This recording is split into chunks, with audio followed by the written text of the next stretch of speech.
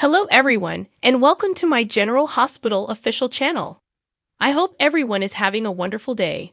Before we begin, please hit the subscribe button and give this video a thumbs up. Curtis struggles to survive. At these situations, lives are at danger. While Curtis struggles for his life and his loved ones support him, Finn asks Liz if she's ready, Nana braces for the worst, Dex delivers horrible news, Anna asks Sunny a question, and Jocelyn confronts Esme. After being wounded in the Metro Court pool shooting and being rushed to the hospital, Curtis is getting ready for surgery while his family prays for his recovery. Trina worries about the worst, though, because the bullet is close to his spine. She sobs. Does that mean that he could be paralyzed? To her mother. Can Portia give you any consoling advice at this trying time? After the terrifying events at the pool and the race to save Curtis' life, Finn and Liz attempt to unwind in the park for the fireworks display. He asks her, "Are you ready to jump in again?" Will Liz and Finn come to the realization that they have similar goals? Nana is anxious to learn about Curtis' health because she wants to know if her friend will live. She says, "You do not have to defend me. Just let me know." Dex phones someone from the hospital with an update. It's probably Sunny. He reports that it seems like the deck is stacked against Curtis. Sunny and Anna put their heads together to try to figure out just what is going on after learning that one of them was probably the genuine target of the shooter. Is that the reason for the shooting, she wonders. Jocelyn is eager to meet her opponent and learn what she's up to this time after noticing Esmond and Spencer appearing a little too friendly during their parenting class at the hospital. Where on earth do you think you're going? Esmond tries to flee as Joss requests. Curtis's situation on. There are a lot of mysteries surrounding Curtis Ashford's history that have yet to be solved because he is still a relatively new character on the soap opera. But first, let's go over what we currently know about the man. Since Curtis' initial appearance in November 2015, actor Donald Turner has been voicing him. Curtis initially traveled to Port Charles to assist Hayden Barnes in establishing Nicholas' guilt as the one who hired a hitman to kill her. Jordan Ashford made it apparent that she didn't like her late husband's brother very much when they ran into each other and disclosed that he had been an officer who had cheated and lost his badge while developing a cocaine addiction. Valerie Spencer and Curtis started dating, but it didn't last long. Curtis sought Jordan because he wanted to return to law enforcement, but Jordan was skeptical and didn't totally trust he had changed. Curtis insisted that she could trust him since he loved her son, TJ Ashford, and would never reveal Sean Butler's paternity to him. Sadly, TJ overheard the exchange, and the information was now public. Curtis actually advised TJ to give Jordan the benefit of the doubt and let his mother explain why she lied to him when TJ questioned him. Curtis and Jordan had a passionate kiss and started dating while chasing a lead in the investigation into the death of Morgan Corinthos.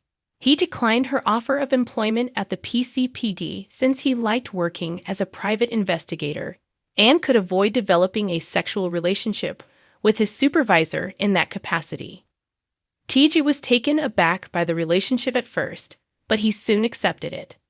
Curtis' Aunt Stella was less forgiving and continued to hold Jordan accountable for Thomas' demise. So when Curtis asked Jordan to marry him at the 2018 Nurses' Ball, Stella tried to prevent the union from taking place. In order to start the private investigation agency Ashford and McCall, Curtis teamed up with Sam McCall. He also became close friends with Nana Reeves and asked her to be his best person after his close buddy, Drew Kane, was unable to defend him at his wedding. Stella interrupted the ceremony to surprise everyone in attendance and bless Curtis and Jordan as they were united in marriage. Sadly, the newlyweds' discovery of Kiki Jerome's body in their honeymoon suite marred the wedding night.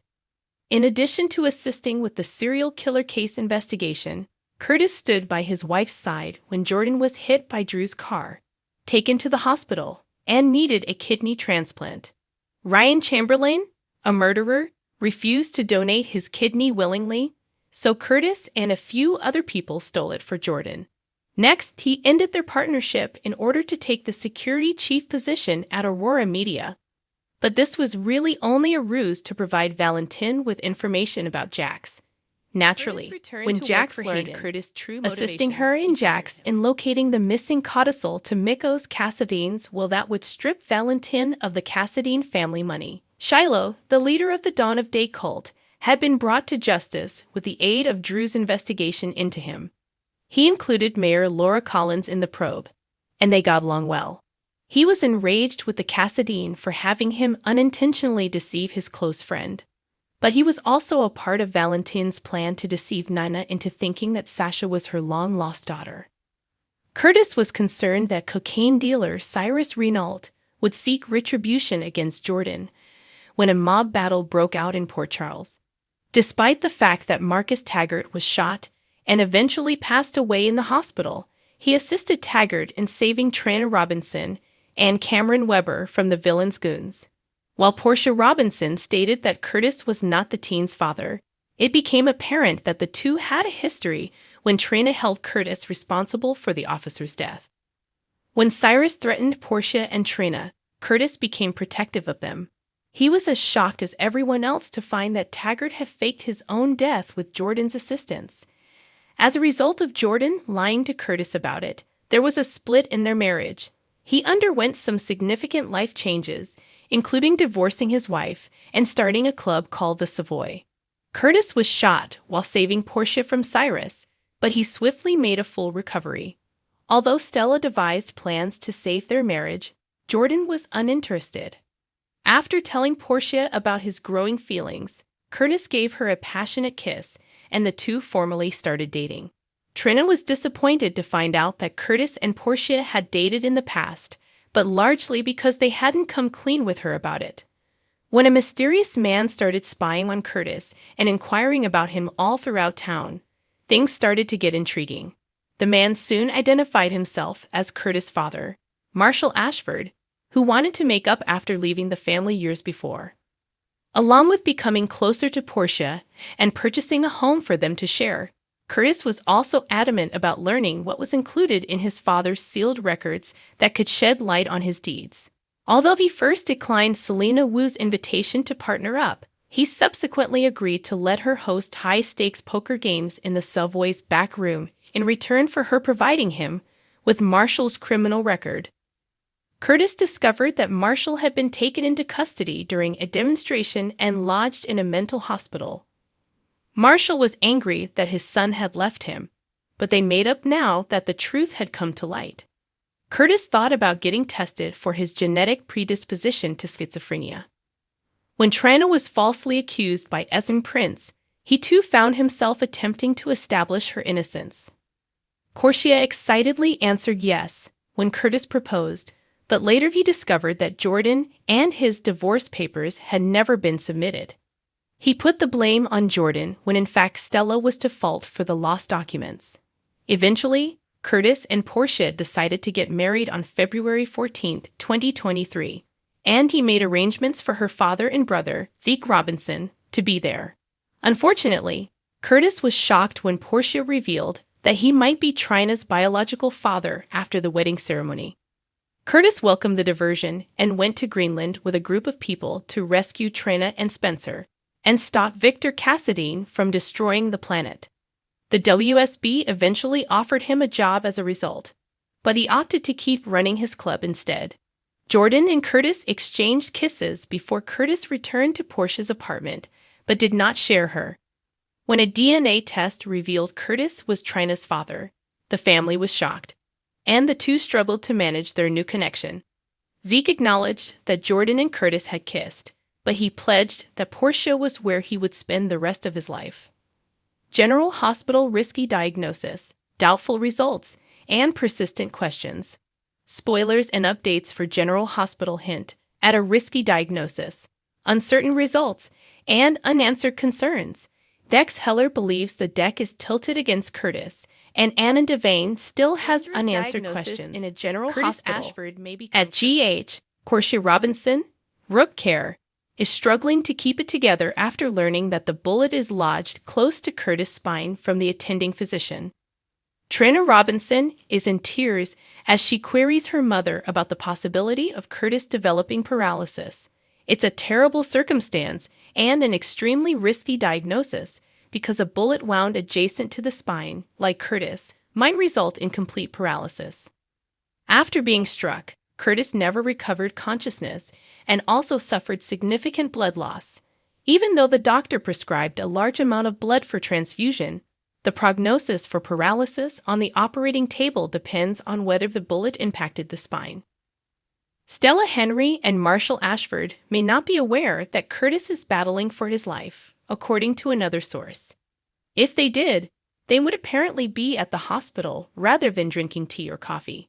As Marshall opens up to Stella, they are undoubtedly discussing family-related issues, and she comments that there is only one thing that might make it even better. They might be discussing Curtis and Portia coming to an amicable agreement and having a complete reconciliation. They should find out what happened soon, and it's possible that their meeting will then convert into a prayer gathering. Hospital in general talking with Elizabeth Baldwin and Hamilton Finn.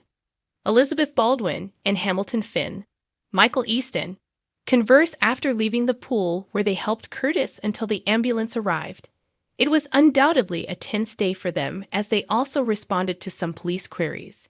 They undoubtedly feel relieved that Gregory Chase, Gregory Harrison, and Violet Finn were able to escape the Metro Court before the shooting began. But it was unclear if they should simply stay close friends and family or go out on dates once more. Finn asks Liz if she's prepared to jump into the fray once more because it appears to be moving in that direction, especially if Violet has her way. Nina Reeves is appalled. Finally, Metro Court co-owner Nina Reeves shows up at the scene after being informed. Although she is appalled by what has transpired, she reminds Sonny Corinthos, who is still dating Anna Devane, that he is not required to shield her. Nina only wants him to inform her if someone has been harmed. Nevertheless, she may need to coax this information from him. Close pals Curtis and Nina are engaged to Sonny, of course. She will be angry about Curtis and even more angry about the possibility that Sonny and Anna were targets of the sniper. Results from General Hospital are uncertain. Dex is still in the hospital and on the phone discussing Curtis' uncertain prognosis. He expresses to the person on the other end that he believes Curtis is facing overwhelming odds. He might be conversing with Sonny, who is still at the crime scene, or Michael Corinthos. The fact that Curtis lost consciousness following the shot makes his situation extremely dangerous. He might become paralyzed if the bullet caused damage to his spine or if doctors are unable to remove it without doing so. Persistent issues. Meanwhile, Anna continues to wonder about the friction Sonny previously alluded to, as well as the warning Valentin Cassadine instructed her to give to Sonny. He first used the word friction in response to Anna's question regarding whether or not there had ever been any previous mob actions against him. She had been inquiring about his response to pikemen and Valentin's caution not to believe any new people claiming to be contacts. She now asks Sonny if that is the reason behind the shooting. She doesn't want to be protected, but if Nina is still there, he probably won't want to say anything. Hospital in general, Jocelyn Jacks is untrustworthy because of Trina's Curtis issue. Jocelyn Jacks is suspicious after going in search of Spencer Cassadine, Nicholas Alexander Chavez. After their parenting lesson, Spencer could be seen laughing and grinning with Esme Prince.